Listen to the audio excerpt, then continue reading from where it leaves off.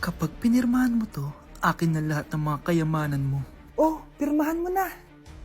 Tita, wala naman ako field trip ah.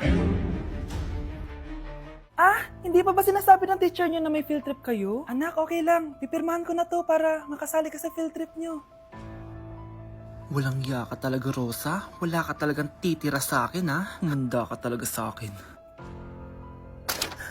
Mabilis ka talagang utuin, Susan. Salamat, Mare. Ramon, napapirma ko na siya. Atin na ang bahay, pera at mga ari-arian niya. Magaling ka talaga, Rosa. Kaso kailangan na natin kumilos na mabilis. Kasi sabi ng doktor, nagre-recover na yung mata niya. Ano? Kaya bukas na bukas din, papalayasin na natin sila. Total, nakuha na natin ang gusto natin. Nay, bakit mo pinirmahan yun, ha? Maliban natin kung ano nilalaman ng papel na yun. Huwag kang mag-alala, anak. Malapit nang matapos ang maliligayang araw ng tatay mo at ng kabit niya. Tita, bakit may dala kang maleta? Aba, syempre. Lilipat na ako dito sa bago kong bahay. Ano? Tay, ano ibig sabihin nito, ha? Nakalagay dito sa papel na pinirmahan ng nanay mo na amin na tong bahay, mga sasakyan niya at ang mga pera niya. Napakahayop nyo! Bakit ang ingay? Ano nangyayari? Nay, kinuha na nila lahat sa atin! Ayan, magsama kayo mag-ina. Ngayong nasa amin na ang lahat, pwede na kayong lumayas. Ramon, magse-celebrate tayo, ha? Ang galing nyo din, no? Ha? Nakakakita ka? Bago kayo mag-celebrate, i-check nyo muna kung pirma ko ba talaga yung nakalagay dyan. Hindi pwede to! Tay! Attorney! Kita mo naman kung ano ginawa na tong dalawang to, di ba?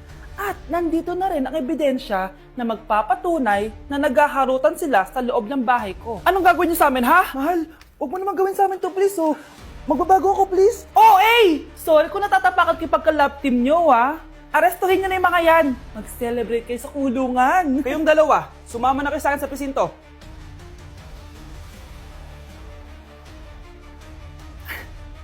Anak, kunin mo yung cellphone ko sa kwarto. May tumatawag ata. Sige po, Nay. Sabi cellphone ni nanay. Anak, bilisan mo naman. Ay, salamat naman, nakatae din. Scarlett, ba't nandyan ka? Di ba pinukuha ko sa cellphone ko? Pinagsasabi mo, Nay. Kanina pa ako dito sa loob. Nay, ito na po cellphone niyo. Sino yan, Nay? Bakit kamukha ko? Teka lang, bakit dalawa kayong Scarlett? Nananaginip pa ako? Nay, ako yung totoong Scarlett. Ha? Sinungaling! Ako to, Nay. Ang totoong Scarlett. Sandali nga! Hindi na ako tutuwa sa inyong dalawa, ha? Isa lang ang solusyon dito. Magtatanong ako at kung sino makasagot ng tama, siya ang totoong Scarlett. Unang tanong, saan ako may balat? Balat? Nay! Sa puwet! Nay! Sa kifi. Tama! Kifi. Ha? Totoo ba, Nay? O, diba? Alam ko. Susunod na tanong. Ano ang timbang ko? Mukha kang 100 kilos, Nay. 75 kilos? Tama! 75 kilos! Yes! Huling tanong. Ano ang birthday ko? Birthday? Mahina pa naman ako sa ganyan. April 14, 1977? April 15, 1977. Tama! Ikaw nga ang totoong Scarlett! At ikaw, dahil talo ka, lumayas ka na dito, impostor! Ay! Sino ba kasing Scarlett na yun? Bakit kamukha ko siya? Anak, kilala mo talaga ako, no? Siyempre naman, Nay. Anak mo ko eh. Worth it lahat ng pagpaparetoke ko dahil sinira mo ang mukha ko noon. Ngayong napaniwala na kita, gaganti na ako sa'yo. Nay! Impostor? Bakit nandito ka, ha? Walang iya ka? Bakit mo ako ginagaya, ha? Baka nakakalimutan mo. Nanay mo ang sumira ng mukha ko. Ha? Wow! Hoy, Sofia! Tandaan mo! Katulong ka dito, di ba?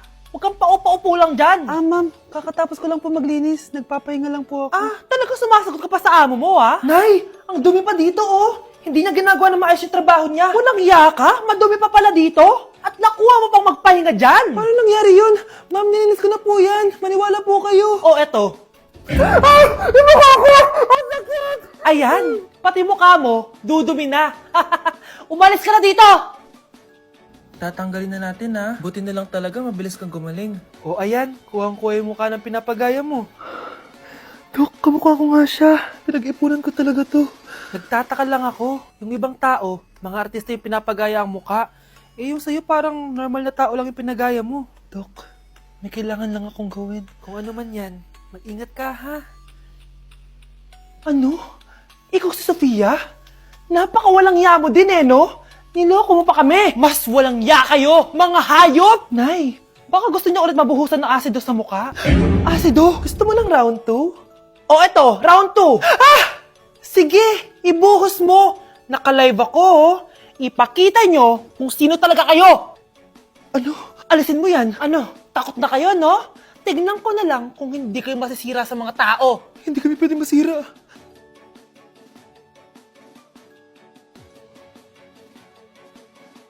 Kuya, sundan mo yan. Sige po, ma'am.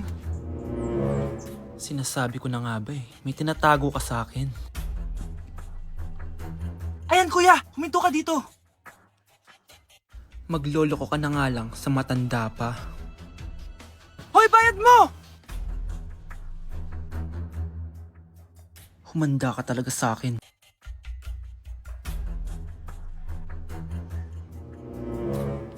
Ang sweet niyo naman. May paregalo ka pa, ha? Ano yun? Scarlett? Anong ginagawa mo dito? Manloloko ka! Pinagpalit mo ako dito sa matandang pangit na to? May paregalo ka pa, ha? Eh, sa akin nga, wala kang binibigyan na regalo, eh. Scarlett, magpapaliwanag ako. Manahimik ka! At ikaw naman, matandang pangit, sayong-sayo na tong boyfriend ko! Magsama kayong dalawa! Aba, walang respeto tong girlfriend mo, Ano pinagsasabi mo, Scarlett? Eh, nanay ko to. Excuse mo lang yan! Eh, mukha nga nagtatago ka kanina, eh. Nagtatago ako kasi isusurprise namin yung tatay ko. Ganito babae ba yung gusto mo, anak? Yung walang modo? Nay, pagpasensyahan niyo na siya. Tita, sorry po. Anong sorry? Matandang pangit ako, di ba? Lumayas ka dito, babae ka. Sorry na, tita. Ayaw mo lumayas, ha? Brownie! Good boy! Tumakbo ka na! Wow! Anak, di ako makapaniwalang may pinapatayo na tayong bahay. Nay, deserve natin to. Ang tagal niyo din to pinaghirapan. Ma'am, saan ko po ilalagay itong mga semento? Doon na lang sa gilid, kuya. Sige po, ma'am. Excited na ako matapos tong bahay natin, anak. Saan dito? Hoy, huwag ka pupunta dyan! Grabe nangyari sa kanya. Naman siya. Ba't ang daming tao? Engineer, anong meron? Ma'am, yung isa sa mga trabahador namin, na kuryente tapos natabunan ng semento. Ayun, namatay. Ha? Paano nangyari yun? May nag-utos ata sa kanya na ilagay yung semento sa gilid. Madami live wire dun Ay. Ang problema, ma'am, kung tatanggalin pa namin yung katawan niya sa ilalim ng semento, baka hindi agad matapos tong bahay niyo. Hindi pwedeng hindi matapos agad tong bahay na to. Di bale, babayaran ko na lang yung pamilya nung namatay. Nay, sigurado ka ba? Sige po, ma'am. Sige na, ituloy niyo na yan. Congrats po, ma'am. Natapos din yung bahay niyo. Ang ganda, di ba? Wow, ang ganda. Maraming salamat, engineer. Una na po ako, ma'am. Anak, tara, pasok na tayo. Wow, ang ganda ng loob. Nay, hindi talaga ako mapakali na may bangkay dito sa ilalim ng bahay natin. Huwag kang okay, anak. Kasalanan niya naman kung bakit siya namatay, Ay, matutulog na lang ako sa bago kong bahay. Wow, ang ganda ng kwarto ko. Ano yun? Kasalanan mo kung bakit ako namatay. Nay! Anak! Umagang-umaga, cellphone agad hawak mo? Tignan mo ito napanood ko. Huwag mag-cellphone agad pagkagising mo sa umaga kasi pinapataas mo lang ang stress levels mo. Ano ba naman yan, Nay? Doktor na may sabi, ha? Tigilan mo na yan. Maniniwala pala tayo sa doktor. Sige. Grabe, ang init. Paniligo na nga ako. Nay, may napanood ako, Kung may nagsabi sa'yo na dapat kang maligo araw-araw, isang malaking kasinungalingan yan. Sabi ng doktor, Nay, bawal daw maligo araw-araw. Ba't ka naliligo? Sige, di na ako maliligo. Kung akala mong healthy ang mga prutas, pakinggan mo tong sasabihin ko. Nay, nagsalita na yung doktor, ha? Huwag ka na kumagat dyan. Pati ba naman prutas? Ay, magmamatcha na lang ako. Kung akala mong healthy ang mga matcha, pakinggan mo tong sasabihin ko. Hala, sabi ng doktor, hindi daw healthy yung matcha, Nay. Huwag mo na inumin yan, ha? Pati matcha bawal. Sinisira mo ang utak mo sa paggamit ng mga betchin. Oh, Nay, sabi ng doktor, sinisira mo daw utak mo. Huwag ka na maglagay niyan. Tama na! Oo na, lahat ng ginagawa ko masama sa akin. O sige, Nay, titigil na ako. Basta mag-cellphone na ako, ah. Sige na, mag-cellphone ka na. Pero huwag ka magpupuyat, ha. Masama pa rin yon. Malaking kasinungalingan yung sinasabi nilang bawal ka magpuyat. Anong sabi mo, Nay? Sabi ng doktor, pwede naman eh. Bye! Nakikiramay po ako sa pagkawala ng asawa niyo. Masakit para sa amin ang pagkawala niya. Kailan pala namin makukuha yung mga ipapamana niya sa amin? Ipaprocess pa po namin yun, ma'am. I-update na lang po namin kayo. Sige po, attorney. Sakit ng pagkawala niya.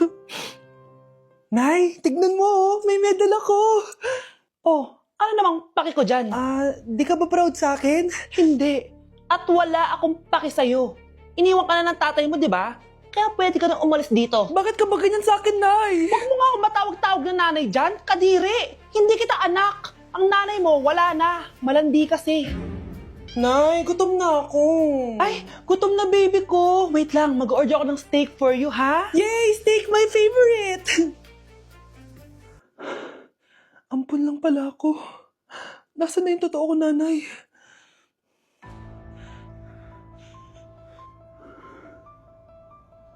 Tulog sila.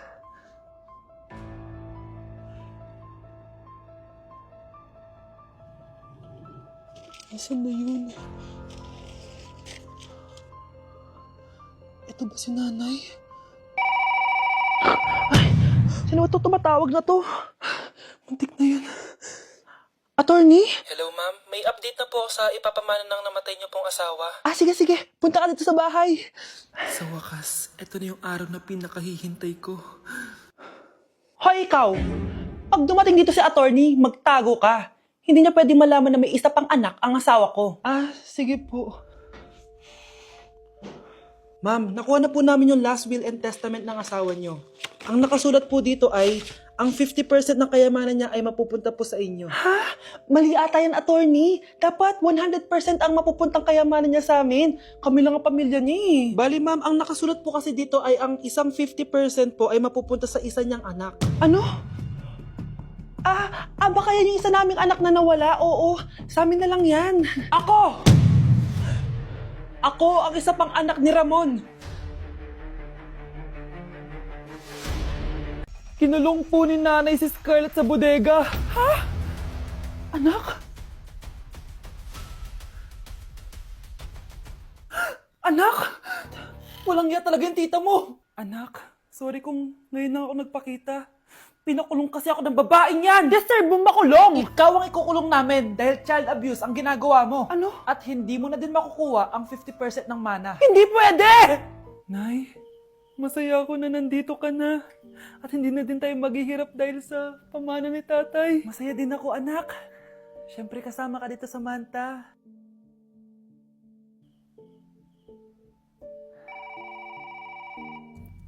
Ano ba? Bakit tawag ka ng tawag, ha? Oo, wala silang kaalam-alam. Sige na, baka mahuli pa tayo. Sa wakas, sa atin na ang mana. Maghahati tayo dito. Palayasin mo na yung mga batang yun, ha? Ako bahala. Ang galing talaga natin magpanggap date. Mga anak, aalis na tayo dito sa bahay. Lilipat tayo sa mas malaking bahay. O eto, mga gamit nyo, inimpake ko na. Talaga, Nay? Scarlett, huwag ka maniwala dyan. Nagpapanggap lang yung nanay mo. Samantha, Ano yung mga pinagsasabi mo? magjowa sila ni attorney. Sinet up nila tayo. Ganyan ba ang ugali mo, Samantha? Kaparehas ng nanay mong sinungaling? Samantha, ano ba? Kung ayaw mo sumama, edi wag. Sige! Kung totoong anak mo talaga si Scarlett, saan at kailan mo siya ipinanganak? Ang dali naman yan. Eh di sa Manila. Pinanganak ako sa ibang bansa. Hindi ikaw ang nanay ko. Ay, oo nga pala, sa ibang bansa pala. Sorry, nakalimutan ko. Ang dami namang drama. Total, nasa amin na ang mana. Umalis na kayong dalawa. Kung ayaw niyong pati kayo, ipakulong ko. Kung meron mang makukulong, kayong dalawa yon. Salamat sa pagtawag, Samantha. Inaaresto kita, attorney, sa kasong panloloko. Palpak ka talaga! Naisahan niyo ako ngayon, ha? Hindi pa ako tapos sa inyo. Talagang sinira mo yung sarili mo, attorney, para sa pera. At ang dami mo na palang naloko. Samantha, huwag na tayong maghiwalay, please. Oo, Scarlett. Dito lang ako palagi sa tabi mo. Kayong dalawa, mag-ingat kayo palagi, ha? Gamitin nyo na maayos sa pamana ng tatay nyo. Salamat po.